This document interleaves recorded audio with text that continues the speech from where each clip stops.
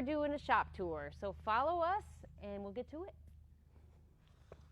This is our machining area. You guys remember our Bridgeport, probably from the old shop. And we also have a CNC lathe here.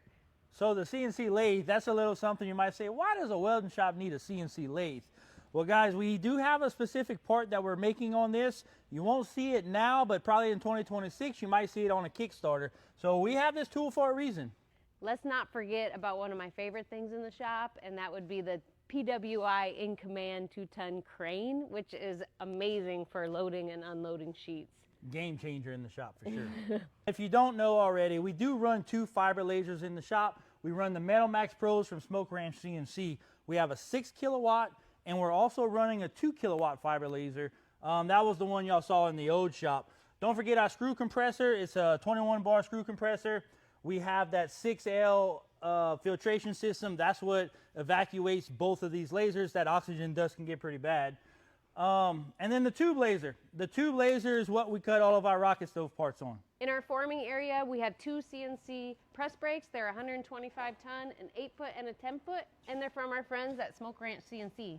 Yeah, it's what we use to bend the metal. That's right. Now let's talk about the welding machines in the shop. Can you guess which ones we run? Let's check them out. At Station 1, we're running the old Miller 211. We all know the story on that welding machine, and we also have our Syncrowave 210. Here at Station 2, we're running a Miller-Matic 211 Pro.